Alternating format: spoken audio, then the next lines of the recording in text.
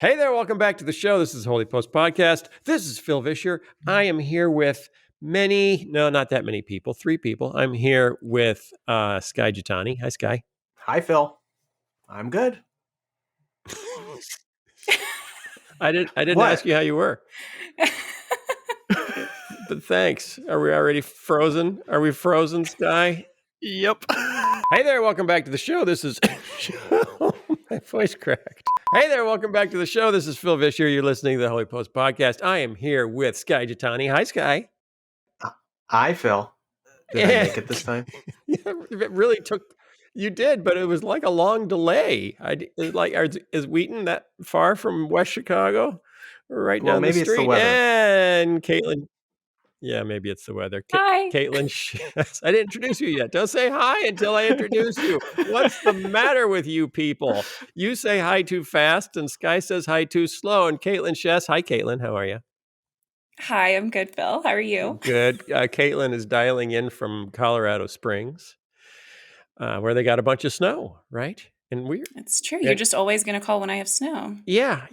Well, either that or maybe snow just follows you whenever you join us. I don't know. And Jason's here. How are you, Jason? I'm good. You got snow?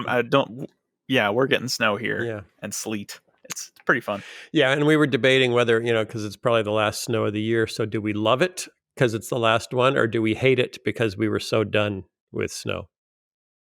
Hate it. Yeah. Okay. Yeah. Definitely hate.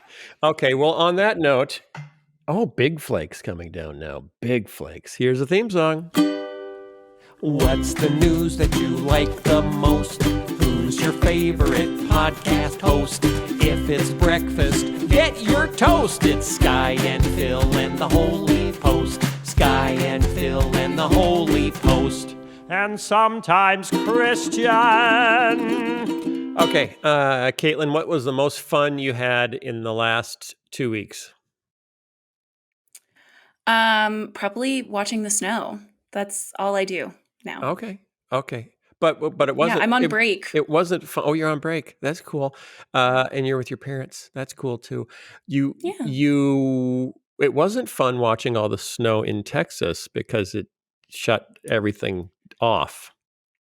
Yeah, it turns out in Colorado they have some more capabilities to deal with it, so it's pretty and not devastating. The word winterize means more than putting on a flannel shirt. Yeah. I'm going to say. Okay. That's cool. First story I wanted to talk about today. It's the end of an era because Luis Palau died. I loved his voice. You ever hear his little radio minutes? Yeah. This is Luis Palau. I'm here to tell you about this. He was very, almost like... He's Argentinian. Luis Palau. I know he's Argentinian.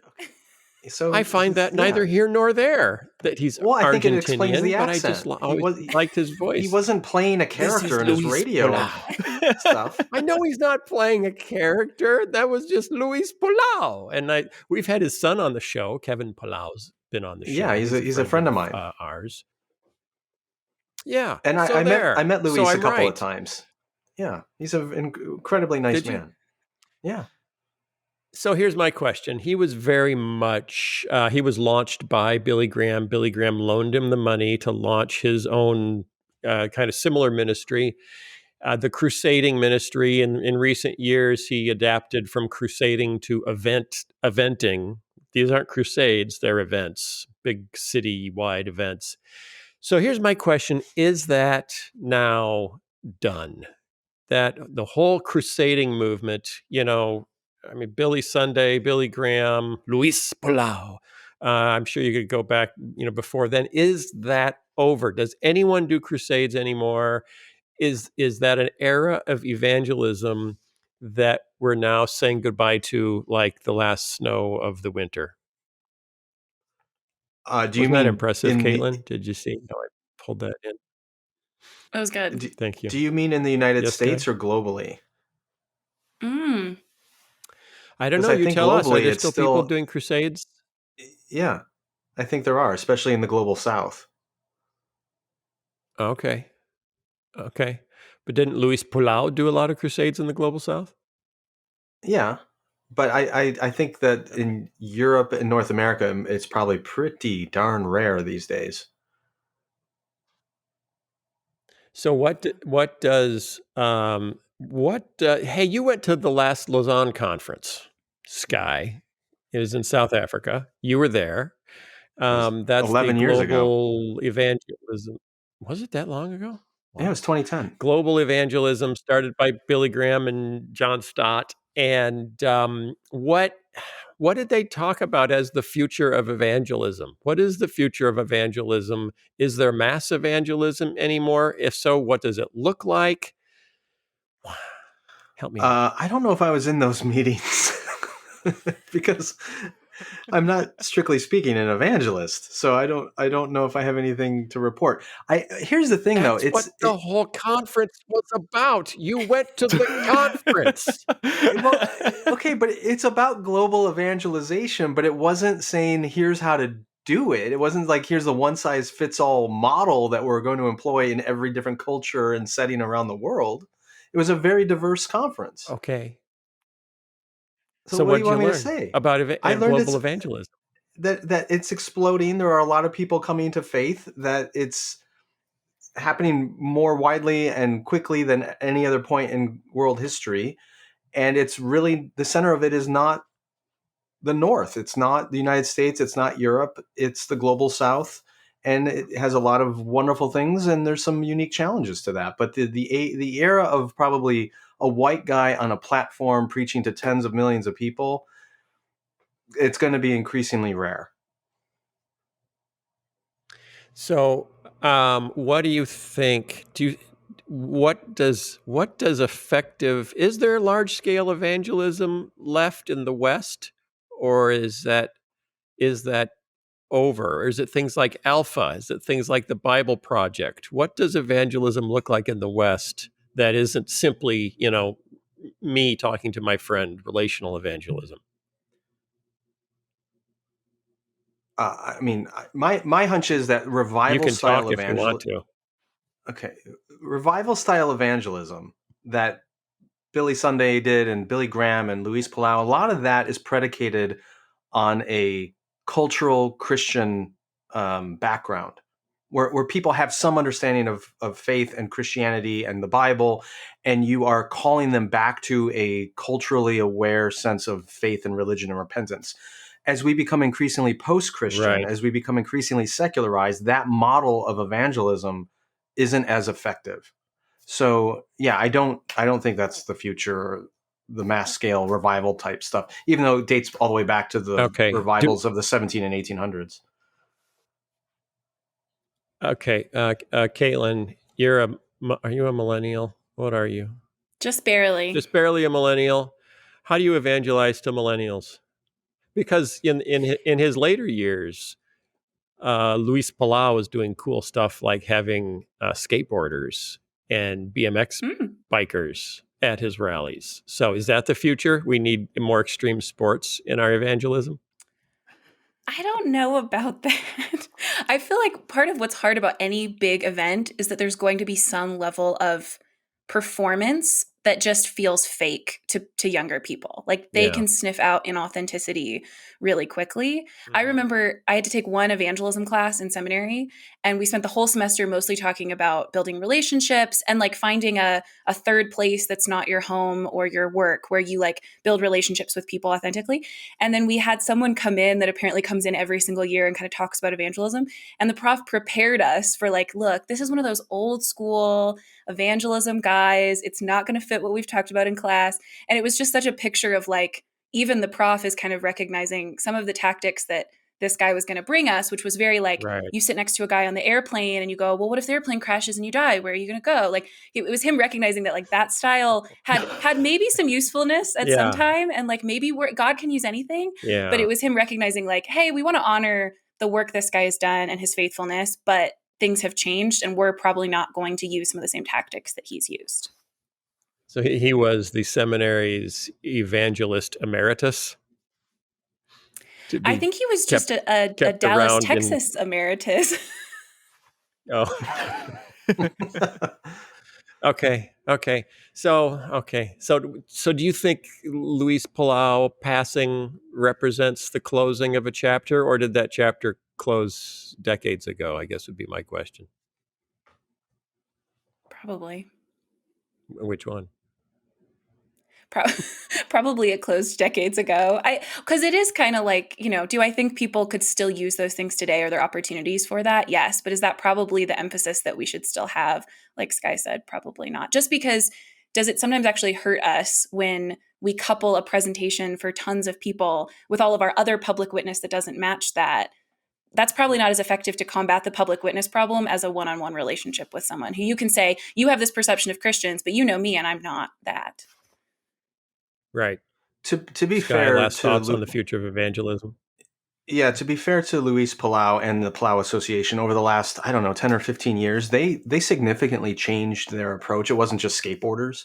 They actually did, I think they called it a season of service, where they organized churches throughout a city to engage in a month-long effort of community service projects, where they would care for the poor and do all kinds of other really tangible, visible signs of God's love.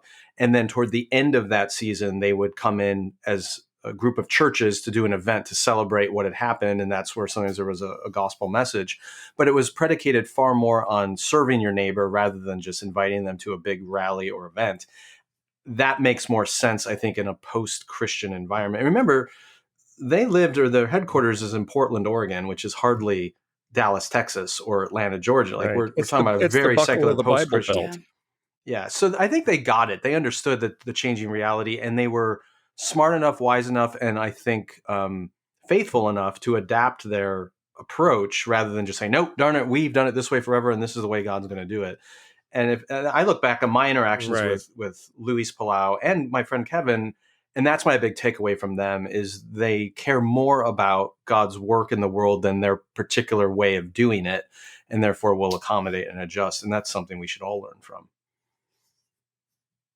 Okay. Yeah. Okay. When was the last time you talked to Kevin? We emailed last week, maybe. He told me that his father was in hospice and starting to decline, and Okay. that and I mean he had and not to talk out of turn here, but he had a really wonderful spirit of like grief but gratefulness that the family got to engage these final days with his father. And so anyway, in this age where we're seeing so many Christian leaders end poorly, it was uplifting to hear Right. about a Christian Right. leader ending Yeah. gracefully. Yeah, there were nice things in write-ups on him about how the board had to force him to not fly coach as he was getting older. It's like, no, stop it. You need to be less tired when you arrive places. At least fly, upgrade to business class at least. Okay, the big thing that everybody wanted us to talk about from last week was the Beth Moore announcement.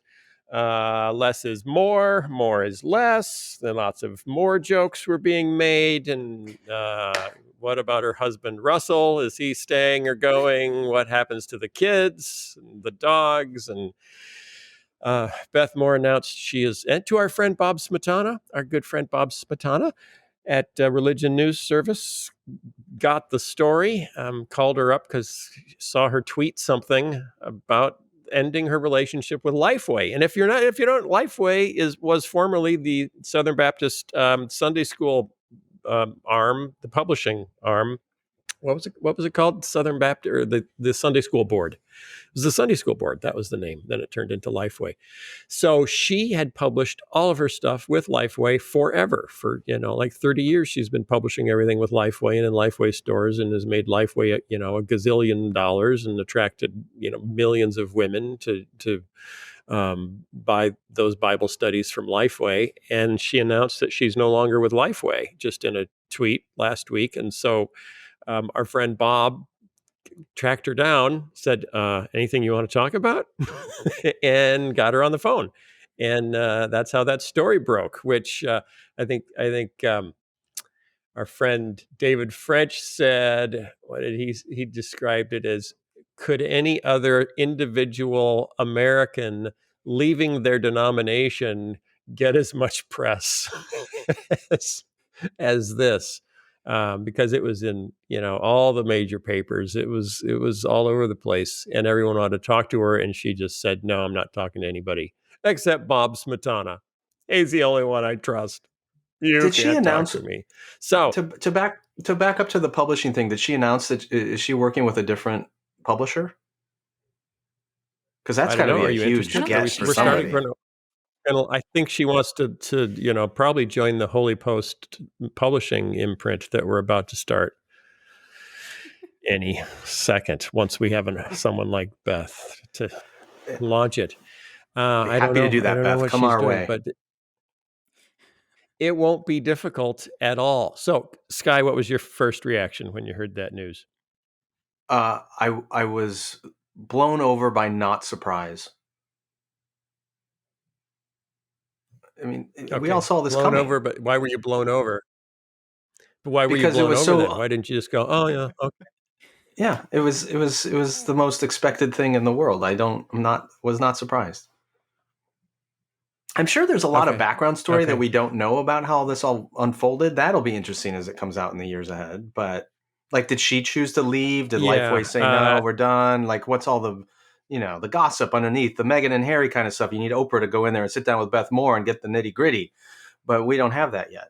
Yeah, Oprah, where are you? Where are you when we need you?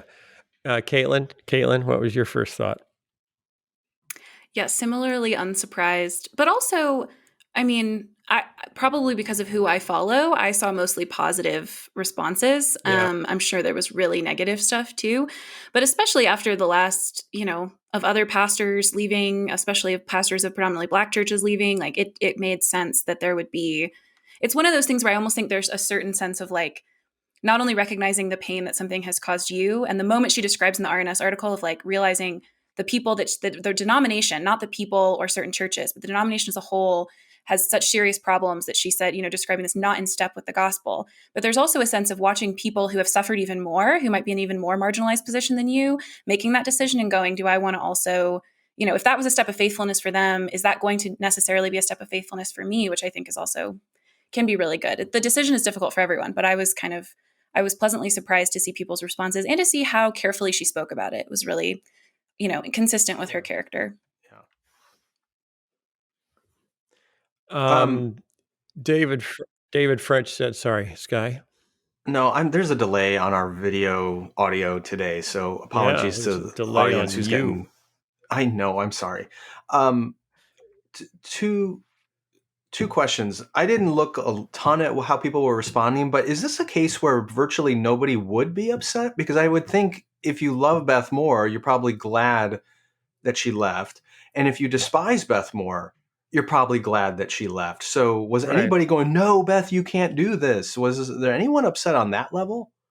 JD Greer. I'm going to say JD Greer was saying, the president of the SBC was saying no, Beth, because he was the one we just talked about like a week ago or 2 weeks Yeah. ago, was trying to be, the adult in the room to say we're making controversies out of misunderstandings and then holding them up like gospel issues, and I think his most damning statement was, how upset we should be if we're a more comfortable place for closet racists and neo-Confederates than for Christians of color. If that's the reality where we are right now, we should all be upset. So, so the one statement that Beth made in the interview with Bob Smetana was, I love the churches, I love my friends. I don't identify with some of the things in our heritage that haven't remained in the past.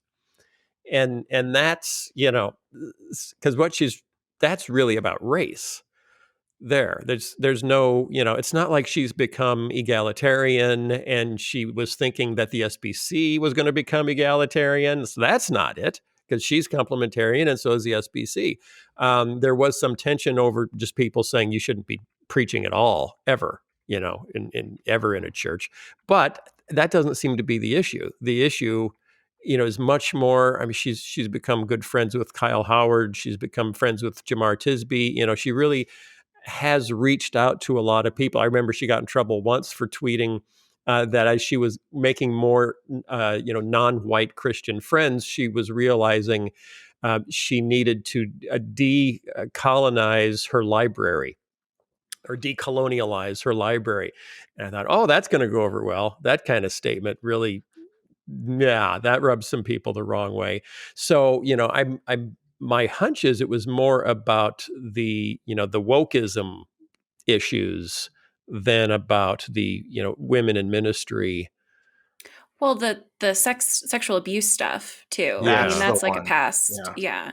I And think she that wrote a lot about like just her own experiences, not necessarily of not being able to pastor a church, but of the sexism that she faced. That is also kind of a cultural, historical. We should have left that in the past. I remember the article that she wrote, the letter that she wrote to her Christian brothers, that was like, comments about her appearance, or where she had to wear flats instead of heels if a man was shorter than her, or like things like that are also, I think, not just the sexism she faced, but then relating that. She talks a little bit about thinking that was just sort of a cultural thing and it's fine, and then watching that play out when it came to how the SBC treated sexual abuse victims, and then going, okay, well, those things are connected and that none of that can be okay.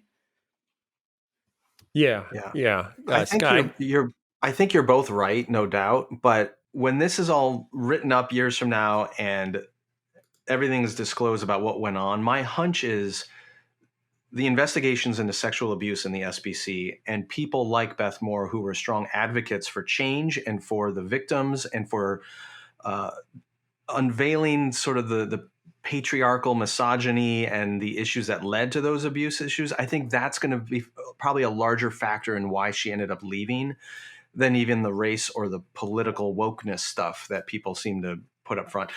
At the end of the day, I wonder if a lot of that wokeness, CRT, race stuff is just a kind of fancy, shiny facade on what's the real drama going on right now, which is probably more about the sexual abuse stuff. Yeah, that's possible. Though she had just tweeted too, because Jamar Tisby, I don't know if you listened to the episode he did on Pass the Mic, where he told his story of deciding he had to kind of remove himself, from these almost entirely white Christian spaces, where because of things he was discovering, people actually thought but weren't saying. He didn't feel safe in those spaces anymore, and all the backlash he got, from I don't know if it was a blog post or a tweet about not feeling safe in white Christian spaces, and uh, Beth listened to that and tweeted back to Jamar right after listening to it, I'm still weeping at the end of hearing your story. So, and that was like 5-6 days ago, as all this was going down. So I think she was in a really heightened state of sensitivity. We'll ask her when she comes on the show someday. We're trying. I don't know if she doesn't like us or something, but we'll find out. So I think she was in a Maybe very now. perhaps she was just in a very, heightened state of sensitivity to people on the outside, who are being ignored, whose stories aren't being told, or whose stories are being ignored, by the people in power. And then seeing in the last few months in particular, the people in power kind of doubling down and saying, oh, people on the outside, you're protesting in the wrong way. We don't like how you're protesting. We don't like how you're pushing back. Do it like we would do it. And that's, I can see where. Do you think this will do any good? JD Greer's going to be out. Who's next? I don't know. Maybe Al Mohler's next. They're trying to make a more conservative turn and be even more clear about what women can and can't do, and that we're really, really not CRT, even a tiny little bit in any way, shape, or form. Does this just clear a dissenting voice out of the way for that? Caitlin, what do you think? I mean, I think that's possible, but I do think Beth Moore is a really good example of someone who didn't do the easy thing of facing opposition about specifically social issues in an institution or a church or a denomination or a school, and then going, the first instance of opposition and I'm out, because it's just easier to not deal with the confrontation and the conflict. It's like she has lost a lot, risked a lot, and really risked a lot more than the average person in terms of how much influence she had and the money that Living Proof lost. And, there was a real risk to her doing the things that she did and saying the things that she said. And so I think if you have done that enough and you have seen those things haven't changed, and I feel like I am losing my ability to influence this place, even though I'm trying to be faithful and say the thing, I'm not staying silent when I shouldn't. You reach a point where you kind of have to recognize that maybe it's just not worth it to stay there. But I do think too many people do the first thing where they just the first set of oppositions that they get, they're out. And she's shown that like you can risk things Right. and you can lose things, and that cannot be the worst thing. The worst thing could be staying silent about the thing. And I do really think that her leaving, even for people who stay in the SBC, there could be a lot of men and women who this is a wake-up call for in their specific SBC church. Not just if you're a big national leader, you probably already knew some of the divisions, but maybe if you could have some influence that you're not using, or you're staying silent on some things that you could speak about, and you maybe, especially in the SBC, are a man where Beth Moore wasn't, and so she had less influence because of that, could this maybe be a wake-up call for you to do something because you haven't lost all the things that she's lost and risked all the things and kind of come to the same decision. People are going to make different decisions about staying or leaving, all sorts of things, but at least maybe someone leaving could push someone else to say the right thing at the right time. Right. Sky. Yeah, I worry that what we're seeing in the SBC, and it's not unique to the SBC, is a defense reaction to prophetic discipline. And what I mean by that is when you have a voice like a Beth Moore or a Jamar Tisby within the Reformed world, call your attention to problems rather than hearing that, receiving that, contemplating that, going to your knees on that and asking, where do we need to repent or change, or what truth is here, or what maybe is inaccurate, rather than doing that hard work, then the gut reaction is, and I saw this reaction on Twitter after she announced she was leaving, is to accuse that prophetic voice of being, of causing disunity. So we don't have to listen to you because you're causing disunity. So it's a great defensive way of eliminating any voices that you don't want to hear, regardless of whether or not they're speaking God's truth. And if the SBC continues to go down that road, what you will find is a group that is increasingly welcoming to voices that are contrary to God and dismissive of the voices who are with God. And that leads to a cancerous, rotten, ineffective, apostate church. I'm not saying that's where the entire SBC is, but that's the road they are at risk of taking when they lose somebody like a Beth Moore, and when other groups lose somebody like a Jamar Tisby. If you don't have space for those dissenting voices, those prophetic voices, it's an unhealthy. You're losing the immune system of the body of Christ, essentially. Right. Well, think about Charlie Dates and the kind of voice that he could have been in the SBC if he felt comfortable being there. To lose those voices, it's hey, we have less conflict now because everybody agrees with me. What did you think of David French's take on Beth Moore leaving? Because he said much of the online chatter regarding Moore's departure dealt with the possibility of an emerging ideological split within the church, raising the question of whether people with similar theologies but increasingly different political ideologies can remain united. In my view, David French talking, the truly important emerging divisions in the evangelical church aren't just theological or ideological, they're also dispositional and temperamental. It is hard, he says, to fully capture the sheer relentless cruelty, mockery, and malice that Beth Moore has endured for years. So his point is, even maybe it's less about CRT or some of these other issues, because he's asking, would she, if people had disagreed with her in brotherly love, would she still be in the SBC? He says there's a tremendous yawning difference between humble and kind members of competing evangelical factions and cruel and self-righteous gladiators in the public square. He says, as my friend Russell Moore, no relation to Beth, I thought they were married, wrote recently, every word from your mouth, you have to deal with the pressure that every word of your mouth, quote, will lead to psychological warfare. I've seen that a little bit online, but I can only imagine how, Russell and Beth have have seen that in their roles. David French says the spirit of the age declares that if you get the big things correct, your political ideology, your complementarian or egalitarian theology, then cruelty and self-righteousness in the pursuit of those goals are either minor flaws, quote, bad manners, or outright virtues. After all, didn't Jesus drive the money changers from the temple with a whip? And he says it's past time to acknowledge that cruelty is its own form of apostasy.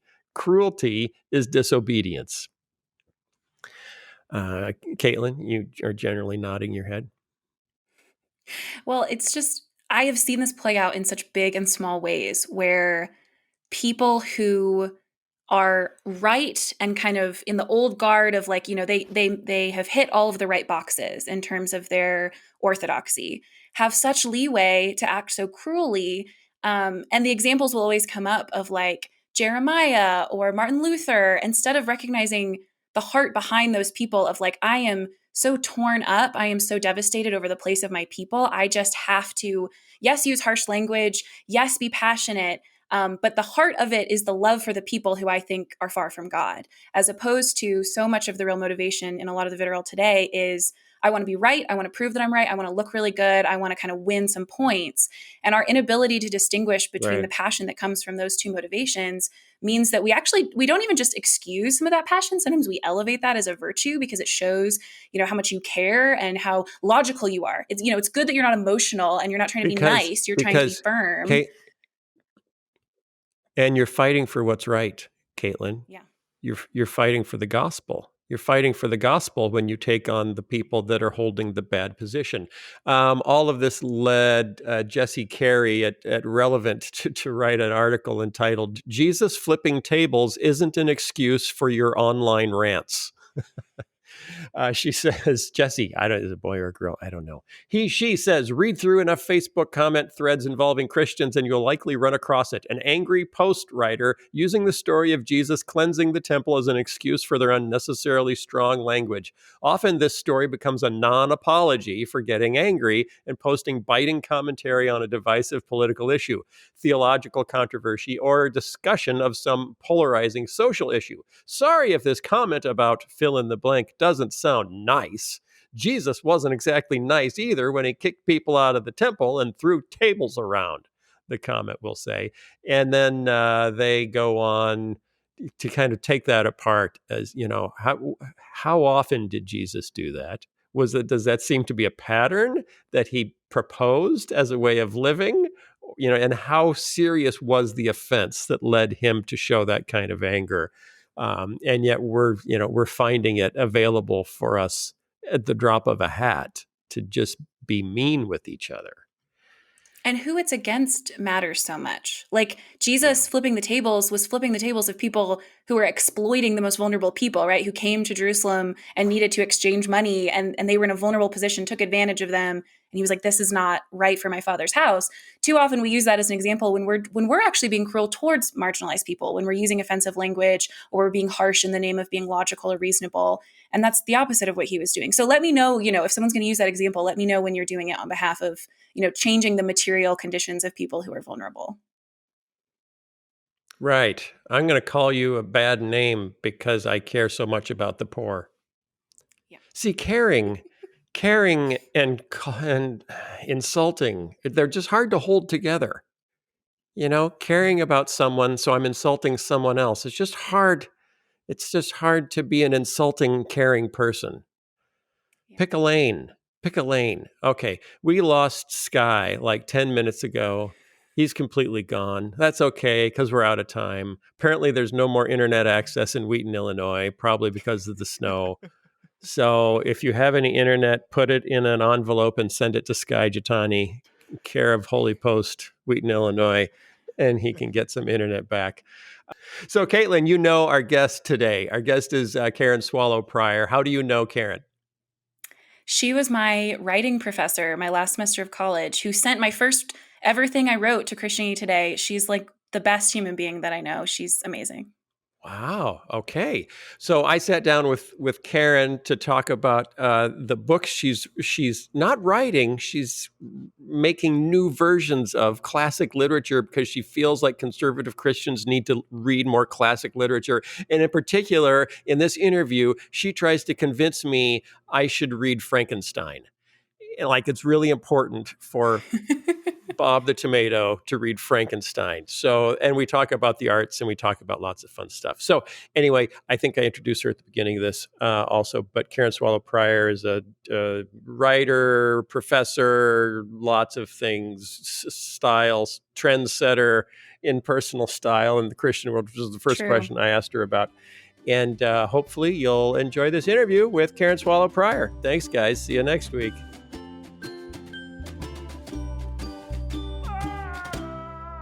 I'm here with Karen Swallow Prior, doctor. You like to be referred to as Dr. Prior, Kiddo, right? kiddo. Kiddo, Dr. Kiddo. Well, that's interesting. That sounds kind of like a Marvel character. Karen Swallow Prior, research professor of English and Christianity and culture at Southeastern Baptist Theological Seminary. Is that three different things, or is that one thing That's being a glommed good all question. together? It's two things: English and Christianity and culture. It's confusing. It's Oh, okay. confusing. Well, then, yeah. So they should write it out English ampersand or English and Christianity ampersand culture. There is supposed to be an ampersand there, but maybe that's wrong on my Oh, info. okay. So, Well, yeah. I picked Yeah, it up it from is somewhere else. confusing. There's no Who Oxford knows? comma involved. I can tell you're into literature. You're a writer. When did you know you were a writer? That's a good question. I knew I was a reader first. I mean, I knew I Okay. was a reader from infancy to when I could read books on my own at 4 or 5. And I think I started writing really bad poetry when I was about 10 or 11, and stories. The Okay. stories were good, I think. Okay. But So I feel when did you say writing? Ooh, I am going to be a writer. about 2 years ago. No, Yeah. seriously, What? I have always written.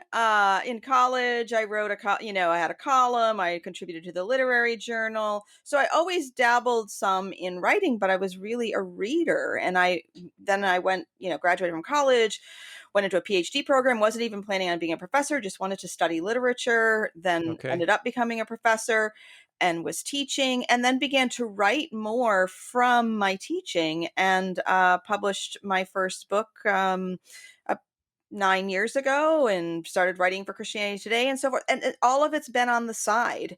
Okay. And it's only really in the past, well, in this new position that I have at Southeastern, which actually, part of it, being a research professor means that I'm supposed to be researching and writing. And so I guess now it officially is part of my Oh, so vocation. now you're a Now I professional have to. writer. It just happened like last week. Now you're a professional writer. Yeah. Yeah. Well, congratulations Thanks. on your new profession, which undoubtedly will make you both rich and famous. Undoubtedly. Yeah. Right. Undoubtedly. Okay, but okay. So here's my first thing that I want to talk to you about. You have an iconic look. Okay, people can pick you out in a crowd very easily. Is If that and good or bad? I'm going to go out on, well, this is what I want to talk about.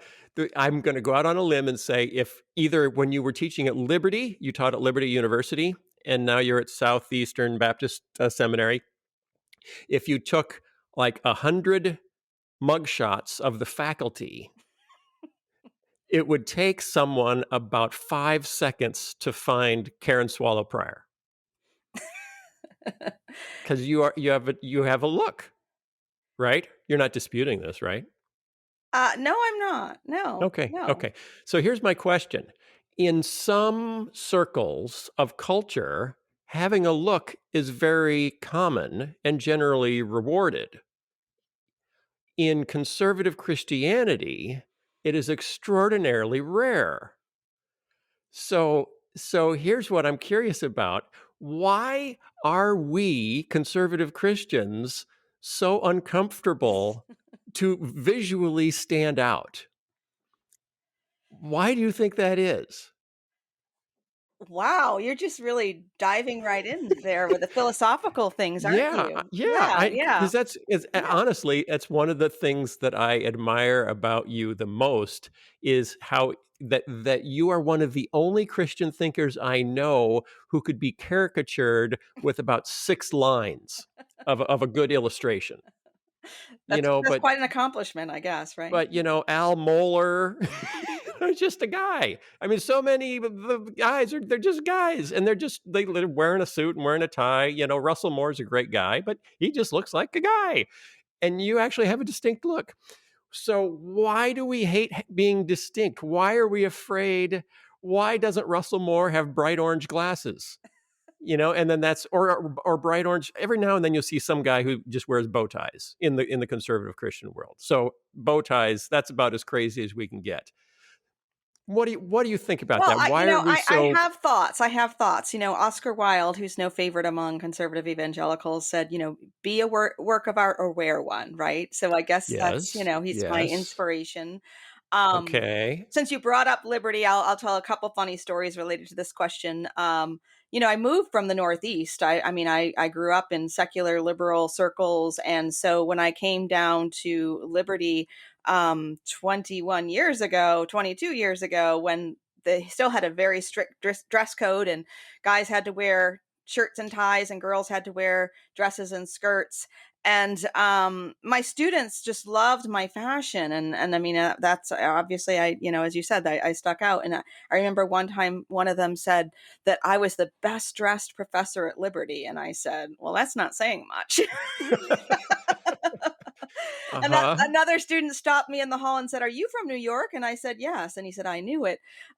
So it is sort of it's a Christian thing, but it's also a regional thing. So I think New York Okay. versus the Bible Belt, and Right, right. there's the Bible Belt has sort of become a cloak across the whole nation.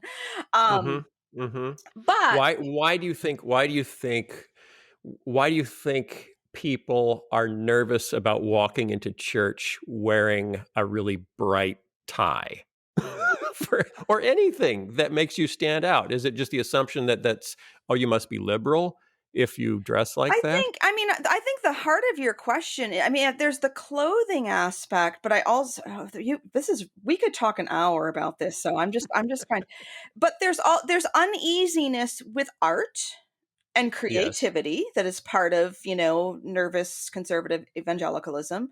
And Yeah. then there's also, I think that there is a great obsession with looks, but it tends to be more a uniform, everyone looks the same, Oh, right, right. right? And so making sure no one stands out. So there is that blandness and that uniformity, and that sense of belonging that comes from being, you know, uniform with the crowd. So there's so many things that I think Do are at you play in this question. do you you're not a historian, but do you ever look into the history of like when did conservative American Christians become uncomfortable with art? Well, it's something that I do I have studied, I teach about, but putting it that way, I'm not sure that they ever were comfortable with art. Okay, So, post Reformation. right, well, yeah, if you're talking conservative, so if we evangelicalism begins in the early 18th century in England and then comes across the Atlantic. So if we're talking about sort of that 300-year history, um, we really are. It is that movement that gave rise to Victorianism. And so, Mhm. in many respects, what we consider to be American evangelicalism is really just Victorianism. We haven't really separated those out yet. A lot of the ideals about men and Okay. women and art that should be more didactic than Yeah. Yeah. necessarily, edgy.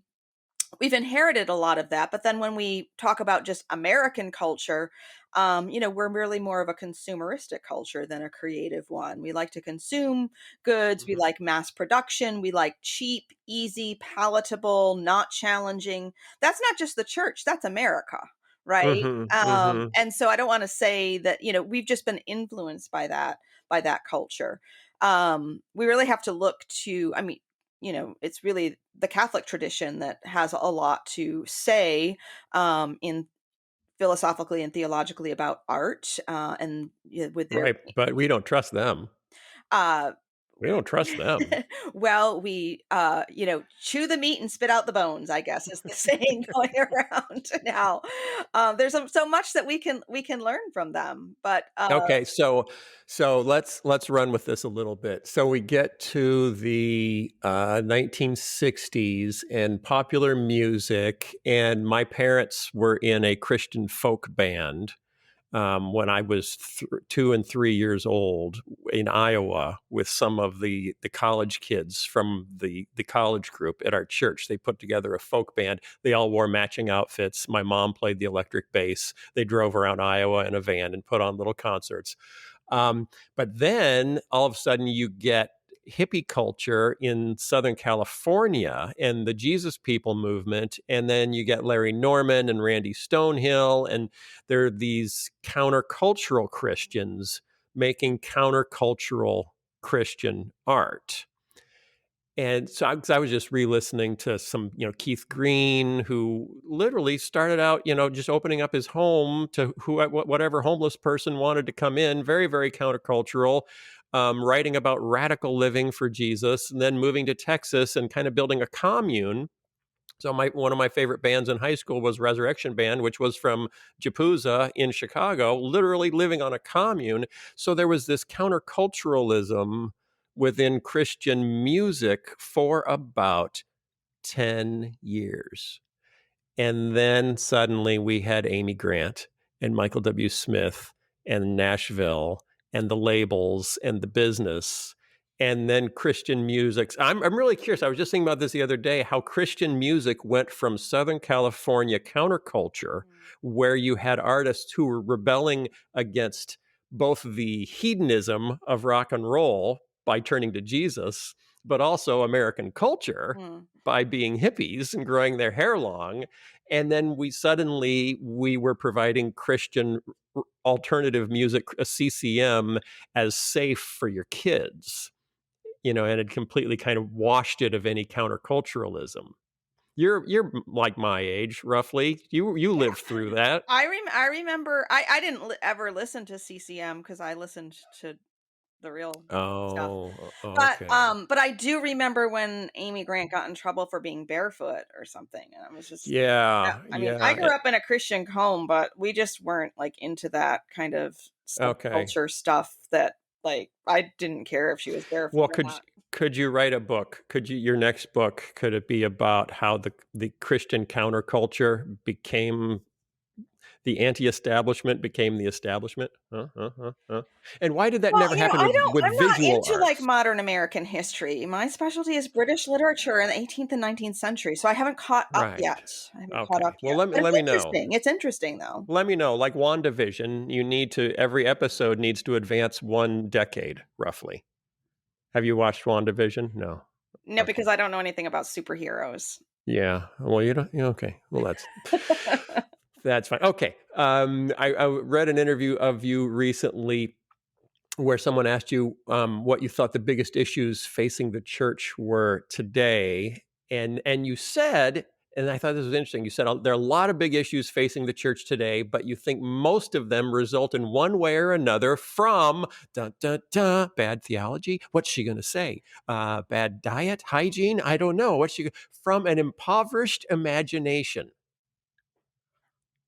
Unpack that. What is an impoverished imagination, and how do you think you can connect that to the issues that the church faces today? Wow. Well, so You just said it. yeah, You I did said say it. it. I did say it. And I'm going to start at sort of like the most basic surface level example of a Okay. impoverished imagination. If you spend any time on Twitter, which I know you and I Yeah, sadly do at too much time, unfortunately. right? You every time that there is some disagreement or Twitter war, which is like all the time, all day long, you really can, in most cases, see the lack of imagination there. You can see the lack of one person, you know, understanding a nuance in what someone else has said, or a different perspective, maybe picking up on one word that has one use in one context and another. I mean, just an Right. inability to understand layers and context and perspectives, even on Twitter. I mean, it takes imagination to read a tweet that makes you go, huh, and then think about it for a second, and even think, "Oh, maybe this person means something else," and ask. Like, that actually just requires imagination versus, like, just impulsive knee-jerk reaction.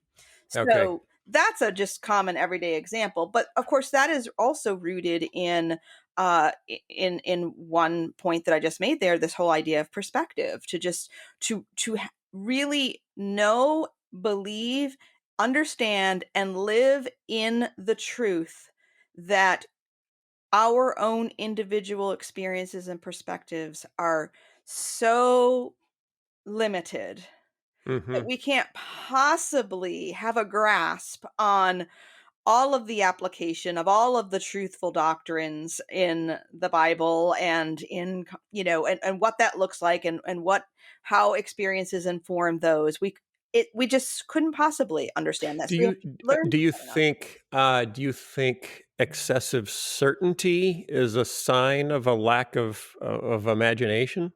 another. I do. I Okay, do. so being able to imagine how someone could look at that same thing different, or how other Right. factors Right. might affect that. Because I've had, I did the first videos I did that kind of went viral were about race, and which got me firmly labeled with the evil Beth Moore as hopelessly woke. Because Beth and I, oh boy, and Tim Keller and Russell Moore and a bunch of others. But much of the pushback is, I notice it's from white conservative Christians who cannot conceive of a different way to look at the issues. So when you say, I mean, I've literally said to people, 92% of African American Protestants voted for Hillary Clinton in 2016. 92% will literally say, no, that's wrong to me, because they cannot imagine how that could be true. And then you have to try to unpack, well, look how different our experiences of life, and look at the history of being white in America and the history of being black in America. And I do find, it's an interesting way to put it, that it's an impoverished imagination to be able to put yourself in someone else's shoes. And one thing you said in that interview was that empathy increases among those who read literary fiction. Bada boom. Unpack that. Well, it does. My favorite example, I mean, it's true of all literary fiction. And let me just explain what literary fiction means as opposed to just fiction. Literary fiction is fiction that really uses words in a purposeful way, in an artistic way, to recreate experience in some way. So you can't always, there can be arguments about what literary fiction is and what it isn't. But basically, you can read like a mystery or a thriller, and I listen to those on Audible when I'm running. And they're great stories, but they aren't trying to be literary. What literary fiction does is it puts the reader in a position where we are the words, the way language is used, allows us to enter the experience and use our minds in the same way as we evaluate and judge and predict characters and actions that we do in real life. So we're seeing the world through the narrator or through the character. And a great example of this is Jane Austen's Pride and Prejudice. Famous story. Most people sort of know the story, even if they haven't read the novel, but you really should read the novel. I have an introduction with excerpted sections of it coming out with the Trinity Forum later this year if you want an introduction to it. But Elizabeth Bennet is famously loved by everyone. She's smart, she's funny, she's confident, all of these things. But the whole story is the story of her realizing that her skillful judgment and perspectives are flawed, that she doesn't see the truth as clearly as she thinks that she does, and she's been wrong. She's made errors in judgment. And so when we read that novel, we're actually making those same judgments with her. and then realizing, oh, oops, it was a totally different story. Like, wow, that we completely misjudged that person in that situation. And we do this Right. every day, all day long. So a novel like Pride and Prejudice just allows us to practice correcting that, and also helps us to apply better judgment and perceptions every day in life all around us. How do you know when you've picked up a work of fiction that is not a work of literary fiction? Well, most of them are on the New York Times bestseller list, that are not no, sometimes there are exceptions, but, um, I guess that is a good question. We have to tweet at Karen Swallow Yeah, Pryor and yeah, say, and hold up the book. Say, how about this one? What about this yeah. one? I mean, it again, there's a fine line, because all Yeah. books use language, so obviously they're all works of art in some way. But just go start with the classics, and then it's like that old parable of how bankers learn to. It's not true, but they learn how to detect Confederate counterfeit money. Oh, or, Freudian slip. Counterfeit money by looking at the real stuff. Well, read yeah. really good classic literature, and there's contemporary classics as well. And then you'll know what fine Okay. dining is compared to fast food. So the church isn't, the American church at least, isn't big on reading lots of classic literature. In fact, I've had numerous people tell me as I'm recommending other books to read, I read the Bible. The Bible is what God gave us. It is and if I would need to read something beyond the Bible to understand life, you're saying the Bible isn't good enough, Hmm. Karen. Isn't that precious? Yeah, I have heard. I hope people are. A lot of those No, people. come on. Was there none of that when you arrived at Liberty? Did you never bump into Well, that it's from it's inter it's kids at interesting that Liberty? you raise that, because, when I wrote my first booked Literature and the Soul of Me, that came out in 2012, I really was arguing for my audience, sort of a conservative Christian audience, to read widely, to read Mhm. books promiscuously in the terms of, the Oh, 17th. I'm sure that went over Oh, well. it did. That's 17th century Puritan poet John Milton. That was Uh-huh. his word. Karen Swallow Pryor wants us to read promiscuous books. Okay. I want us to be promiscuous in our reading, which Hey, means read widely, read I diverse still don't know if I voices. feel good about that. My grandmother would not like that choice of phrase. Well, make sure your grandmother doesn't listen to this episode. No. Yes, well, she can't now, so Oh, we're fine. okay. Oh, bless her She was soul. a she was 101. She made it to 101. Oh, Yeah, she went to oh, Moody. She went to Moody way oh. back in the 30s or 20s. I think she'd agree with me, and Milton.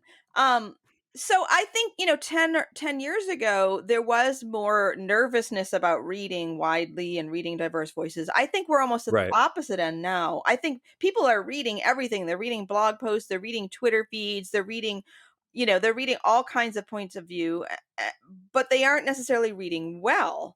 And that's why I wrote the book a couple of years ago about reading well, to read, Mhm. to emphasize quality over quantity, and to emphasize attentiveness and depth, rather than just filling our minds with just Twitter feeds, as even Give though I it do give us give us a couple pointers. How do that. we know when we're reading well? Okay.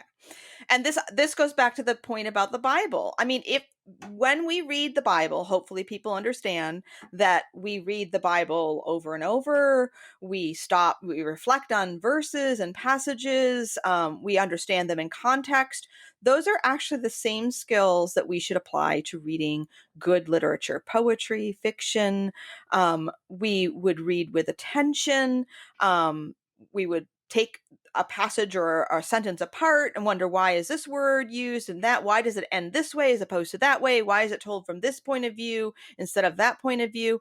And using all those skills with literary writing actually sharpens our skills to use it in the Bible. We're really using the same skills when we read attentively, closely, slowly, and reflectively, no matter what we're reading. And bad works of literature don't hold up to that kind of scrutiny, but good ones Right. do. And of course, the Right. Bible is the best one.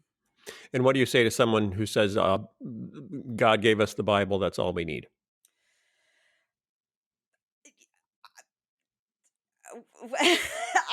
yeah, that's God gave us not only he gave us Why do I need Jane Eyre when I have Esther? why does God give us a variety of foods and seasons and animals and all of creation? Why did Because if we could eat the Bible, we wouldn't need food, Karen. but he could have just made one kind of food or one kind of tree.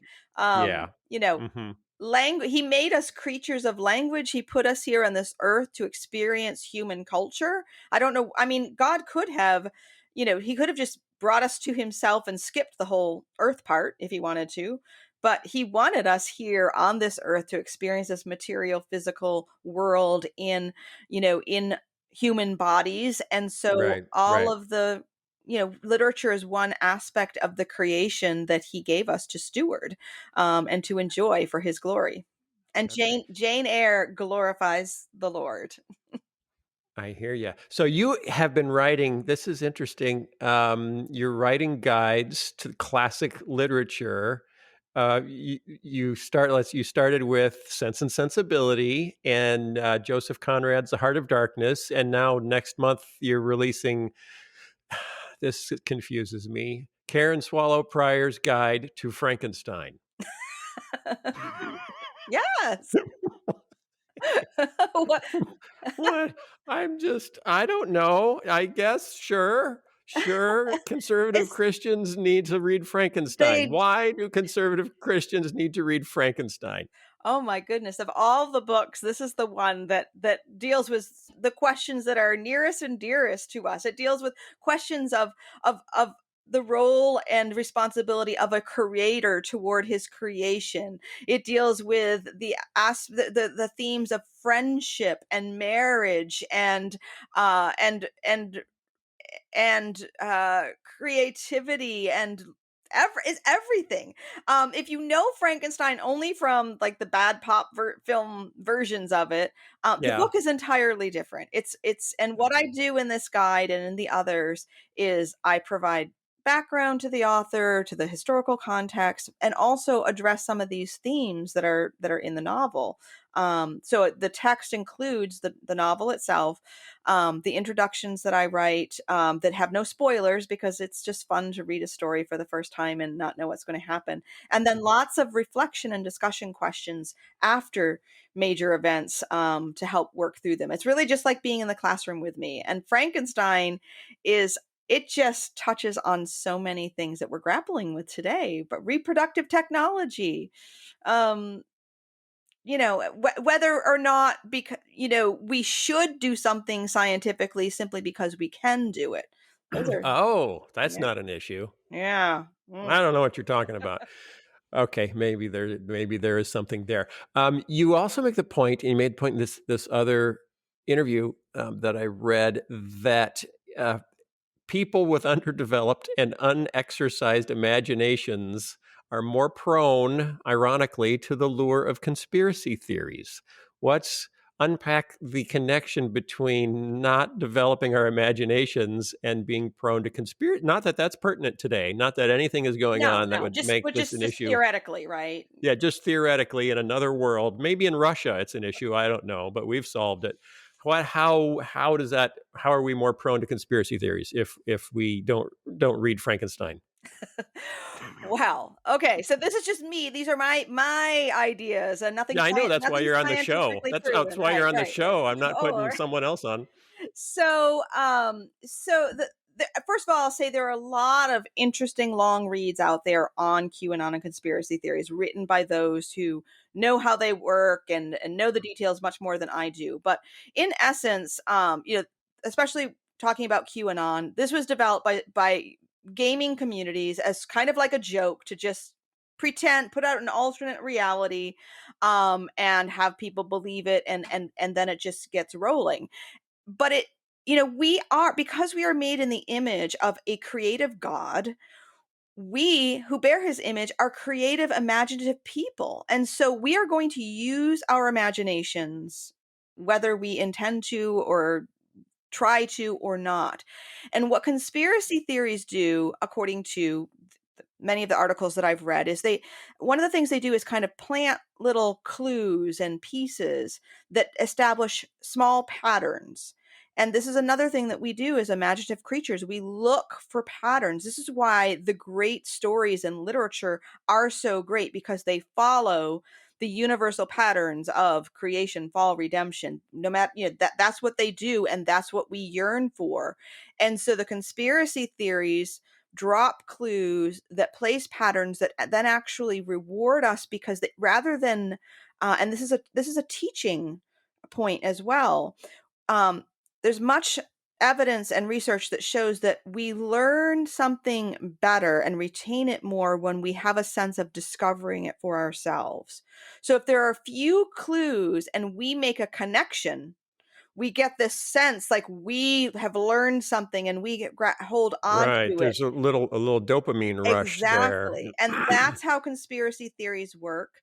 And because we're going to use our imaginations, but if we have a narrow or distorted or underdeveloped imagination, then we're not filling in kind of the rest of the clues that maybe are out there in the real world that could help us weigh and measure those clues better.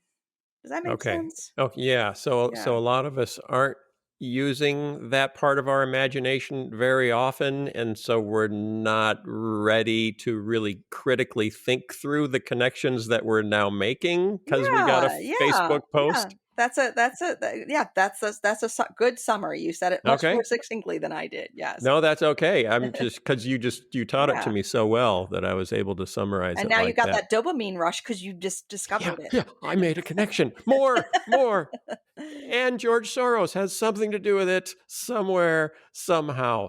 So why, as you're looking around the world of Christian writing, why are we so short on creative writing in the Christian world? We're pretty good at writing marriage guides. We're heck at that. We're good at writing about parenting. We're good at writing about how the world is coming to get us. Which is kind of fiction in some ways, but we don't think it is.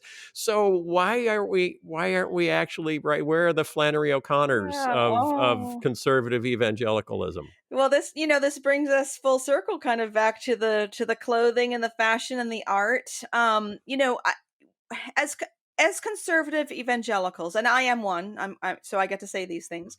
Um, we really like our answers. Because we have the Yes, answers, right? We have, yes. Jesus is the answer. If we don't, doesn't matter what the question is, Jesus is the answer, and He is the answer. For the world um, today, above him there's no other. Jesus is the way. That exactly. But there are lots of other little and big questions that we still have to work out in this life. And so, what Christians like to do with their movies and with their art is like provide something that has the answer. Yes. Because we're not comfortable not having answers. But just to go back to the conspiracy theory, see, you are blending all these things together so well. We love discovery. We love making connections. So literature requires us, good literature, good stories, good films require us to do that kind of mental work where we make the connection, we make the interpretation for ourselves. And so rather than having the answer given to us, now a well-crafted work is going to provide, to go back to the conspiracy theories, kind of the clues or the patterns that help us to understand the work in an appropriate way, but they don't give away the answer at the end of the story. The Right, moral of the right. story is don't cheat on your husband and kill yourself. Gustave Flaubert. That's like my favorite novel. Only I just gave a spoiler, so I won't say which one. Oops. Oops. Yeah, I won't try to figure it out because I'll make a Yep, connection death and of a get a salesman. dopamine The hit. salesman dies. Yeah. Okay. So, gee, I was going to say, we've read research that shows that conservatives, and not Christian conservatives, but just people who are generally conservative, are psychologically less comfortable with uncertainty. People that are politically liberal or culturally liberal are also more comfortable with uncertainty or with trying new things. For example, I don't know if you saw the statistics. Something like 80% of Whole Foods stores are in a district that's represented by a Democrat in Congress, and it's reverse for Cracker Barrel stores. 80% of Cracker That Barrel explains stores, my town here. yes, are in a district that's represented by a Republican. And so I saw someone who then used that to say, and Cracker Barrel is about the comfort of familiarity. Whole Foods is about the excitement of discovery, of finding something new, a cheese from somewhere else, so that you can kind of use those just those two ideas as, if you are conservative, you like the comfort of certainty. You're drawn. So I'm wondering how much, because Christianity in America has become so closely aligned with conservative values, if which came first, the conservatism, or the rejection of new ideas, or trying or going to Whole Foods. Basically, was how long has Christianity been Cracker Barrel and not Whole Foods?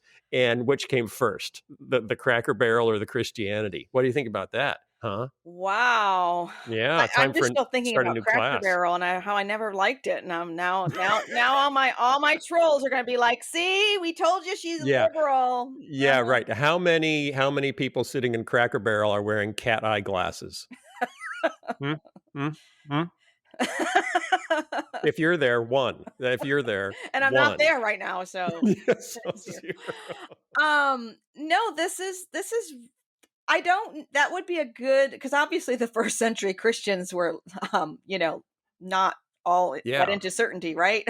No, or security. Yeah, right. And so again, I think, there, once Christianity was established, whether with Constantine or in, England with this literally called an established church, and in America as a Christian country, then, it's sort of a chicken and egg kind of scenario. But yes, that security and conservatism goes together, and it's been to the detriment of our faith. I think clearly we can see that. But this is a good thought to have. And again, it goes back to good art that doesn't answer all the questions. We have certainty. We have the answer. We have this tethering to the eternal rock. So with that, I just don't understand, this is just me, but I don't understand why, with that certainty, why do we not feel free to explore and examine and question and adventure? Because we are tethered firmly and securely. So that actually gives us all the freedom and safety in the world to ask the questions and to view the perspectives. Like, But what do you say to someone, especially since you're teaching their kids, who says, if my kids read, I don't know, Catcher in the Rye, read some challenging book from a completely non-Christian worldview, they're going to start asking questions about their faith that I, as their parent, I don't think I can answer. well, better for them to ask those questions now and with you than to get out into the world. I mean, I'll give you Okay. an example. I co-edited a book that came out a couple years ago, where, with various views on different topics, all written by people who claim to be Christians. And some of the views in that book were, are not orthodox. They aren't even ones that I believe. But my co-editor and I have been, teaching college students for years, and we are at Christian institutions, and we have seen these students going out and reading these views and encountering these ideas, because there's a thing called the internet, and you can go and read anything there.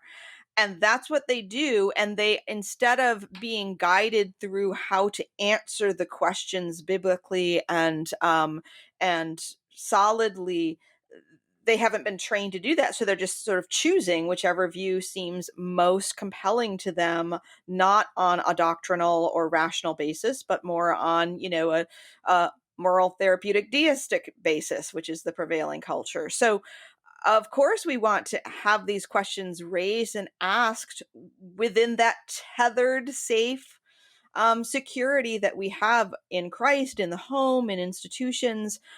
Because when these kids go out in the real world and say, well, I never heard that before, they end up feeling betrayed. And Right. this is, I'm seeing it over and over. They abandon the faith because they are encountering ideas that they had never been told about. And so it's not even the idea. Sometimes it's the idea that woos them, but often it's the sense of betrayal because they feel like we have hidden things from them or lied to them. And so they just, throw out the baby with the bathwater. Okay, so you've done 2 books already in these guides to classics. You did Sense and Sensibility and The Heart of Darkness, and now March 9th, you're coming out with Frankenstein and Jane Eyre. Yeah. That almost sounds a little like you're picking one for the boys and one for the girls. Oh, you are so smart. Is there any of that in there? There is some of that in there. But I want to say that none of the books are just for boys or just for girls. But I know there's a perception. Mm-hmm. So I am exploiting the perception in order to commit my dastardly deed of luring people into reading works that they thought they might not read. Right. What should of those 4 books, what should I read? If you just, so okay, Frankenstein. I should read Frankenstein. Okay. I'm going to read Frankenstein. Okay, and then I'll have you back on, and then I'll do a book report. Okay. Oh, and yeah. You can tell me if I read it if I expanded my imagination and read it with the captive of the mind of Christ. Yes, let's do that. You'll give me a grade. Well, you have to promise that you'll give me a letter grade. Let's challenge your listeners. Let's make this a little more formal. Let's challenge your listeners. The books will come out March 9th. Yeah. Let's challenge some listeners to read along with. Yes. And we will Frankenstein together. Yes. Karen, thank you very much for being on the show. Keep doing what you're doing. I enjoy following you on Twitter. I enjoy your tag name, the Notorious KSP, which makes me laugh every time. Good. Every time I read it. But it just doesn't sound very Baptist. I don't know. Notorious and Baptist don't go. Yeah. It was a Lutheran who gave me the nickname. So really, it was a Lutheran. Okay, yeah, so we'll blame the Lutherans. All right, what are you excited about in the next year? What's going on? A new class you're teaching, or anything else in culture you're excited about? Yeah, I'm really excited about the classes I'm teaching. I do teach a course actually called Christian Poetics, which actually it's not about poetry, but it's answering the question that we just talked about. Like, what constitutes great art? Why do Baptists not, why do they not care about great art? Why we read some Catholics who help us through that. And that is the thing I'm really excited about. That and my history of the novel class where we talk about. Okay, cool. Karen Swallow Prior, where do we get the books? You can get the books anywhere books are sold. They're published through B&H Publishing. They are anywhere. And where do they find out more about you? Where do they follow you? I have a website, KarenSwallowPrior.com, but I don't do much there, but I do a lot on Twitter, KS Prior. Yeah. KS Prior. Okay, check her out. Okay. Thanks, Karen. Really appreciate it. Thank you. The Holy Post Podcast is a production of Phil Vischer Enterprises, that's Phil's company, and Sky Pilot Media, that's Sky's company. Production assistance by Julie Betcher. Editing by Jason Rugg. Help us create more thoughtful Christian media by supporting us at patreon.com/Holy Post. Also, be sure to leave a review on iTunes so more people can discover thoughtful Christian commentary plus ukulele and occasional butt news. Visit holypost.com for show notes, news stories, and more.